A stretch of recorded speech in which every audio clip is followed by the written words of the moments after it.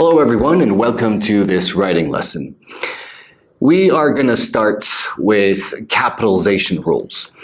In English, there are many rules for using capital letters. Here are 6 important ones. First of all, the first word in a sentence should always be capitalized. For example, my neighbor is a mechanic. So the M here is capitalized. Rule number 2, the pronoun I should always be capitalized. So anytime you write I, you should capitalize it. For example, my friends and I often study together. So you have the I capitalized. Rule number 3, names of people and their titles should be capitalized. For example, King Abdullah II, President Putin, Professor Indiana Jones. So their titles and their names are all capitalized, but not a title without a name. So if you have a title that doesn't have a name, you don't need to capitalize it. For example, he's a king. So the king here is not capitalized.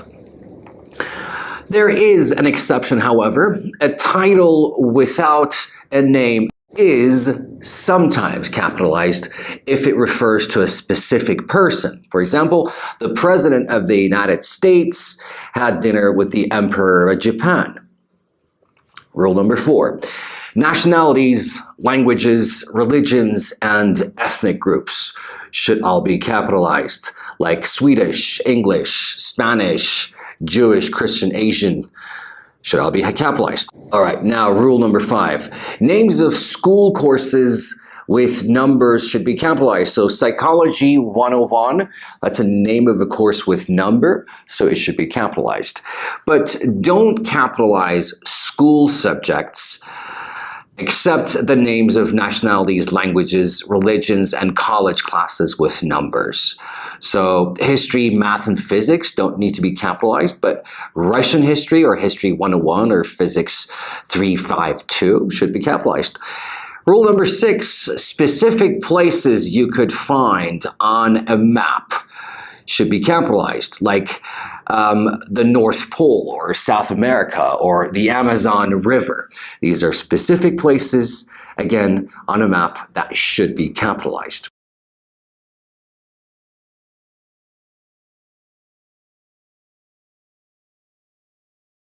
Let's review what we learned so far. You will see some exercises. Please pause the video and do the exercises. Then play the video to check your answers.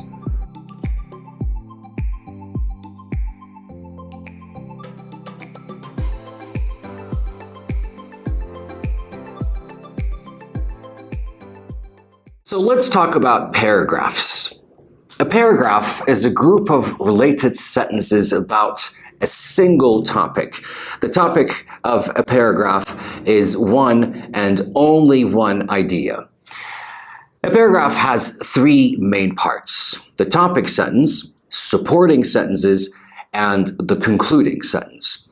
The first sentence in a paragraph is a sentence that names the topic and tells what the paragraph will explain about the topic. This sentence is called the topic sentence. The middle sentences in a paragraph are called the supporting sentences. Supporting sentences give examples or other details about the topic. And the last sentence in a paragraph is called the concluding sentence. A concluding sentence often repeats the topic sentence in different words or summarizes the main points. A paragraph is like a cheeseburger sandwich. 2 pieces of bread, meaning the topic and concluding sentences, enclosing the filling, which are actually the supporting sentences. As you read the following model, please pause the video here, read this paragraph, identify the topic sentence, supporting sentences, and the conclusion sentence. After you finish reading, then you can play the video again. Okay, so let's talk about topic sentences a little more. The most important sentence in a paragraph is the topic sentence. It is called the topic sentence because it tells the reader what the topic of the paragraph is. In other words, it tells the reader what he or she is going to read about. The topic sentence is usually the first sentence in a paragraph. It is the top piece of bread in our paragraph, cheeseburger sandwich. The two parts of a topic sentence. A topic sentence has two parts, a topic and a controlling idea. The topic part names the topic. The controlling idea part tells what the paragraph will say about the topic. It tells the reader this paragraph will discuss these things and only these things about this topic. For example, the topic of the model paragraph that you just read is flight attendants. What will the paragraph say about flight attendants? The controlling idea tells us they have three characteristics. The paragraph will not tell us about their uniforms, their training, or their duties. It will only discuss three characteristics that flight attendants have. Here are examples of other topic sentences. The topic in all three examples is the same, English. The controlling idea in each says something different about English. From the controlling ideas, you can imagine what the rest of the paragraph will say about English. Let's look at these. English is constantly adding new words. English borrows words from other languages. English is necessary for many different jobs. Usually, the topic comes first, and the controlling idea comes second in the topic sentence. However, the controlling idea may come first. In the A sentences, the topic is first. Let's look at them. English borrows words from other languages. The topic, again, comes first. The controlling idea comes next. The other topic sentence, English is necessary for many different jobs. Again, the same thing. However, the controlling idea may come first. In the B sentences, the controlling idea is first. Take a look at these. Other languages give words to English. So the controlling idea comes first, the topic comes second. Another example, many different jobs require English. Again, the controlling idea is first and the topic is second. Let's review what we learned so far. You will see some exercises. Please pause the video and do the exercises. Then play the video to check your answers.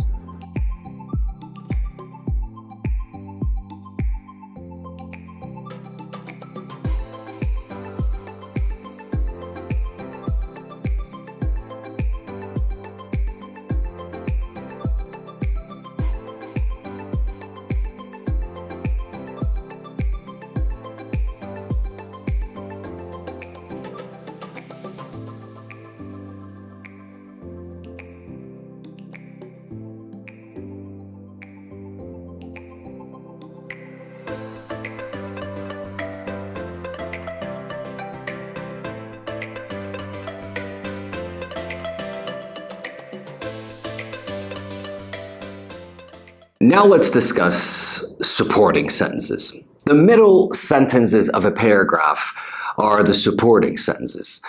Supporting sentences explain or prove the idea in the topic sentence. They are the filling in a paragraph sandwich. The supporting sentences are the biggest part of a paragraph, just as the filling is the biggest part of a sandwich. Remember, all the supporting sentences in a paragraph must be relevant. Relevant means directly related to the main idea. For example, if your paragraph is about your mother's good cooking, a sentence such as, "My sister is also a good cook," is not relevant because the paragraph is about your mother, not your sister. In addition, make sure the supporting sentences are linked to each other by using transition words. Now, here you have a list of some common transition words and phrases. Take a look at these. Now, to list or to show a sequence, you can say first, blah, blah, blah, second, third, and finally. To add information, you can use and, in addition, also, and to. For showing examples, you can say, for example, like, or such as. For showing reasons, you can say because, due to, and for. To show results, you can say so, therefore, as a result. For clarification, you can use I mean, in other words, and for contrast or differences, you can use but, however, although, and in contrast. Let's review what we learned so far. You will see some exercises. Please pause the video and do the exercises. Then play the video to check your answers.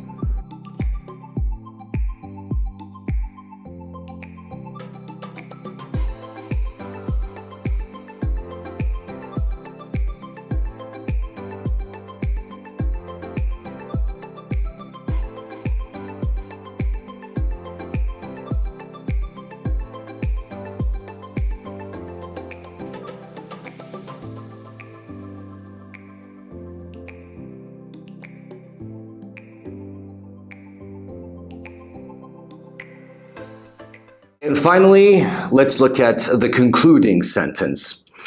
Paragraphs that stand alone, that is, paragraphs that are not part of a longer composition, often have a concluding sentence at the end.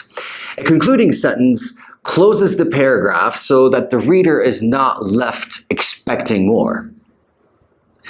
Sometimes a concluding sentence reminds the reader of the main point by restating the topic sentence in different words.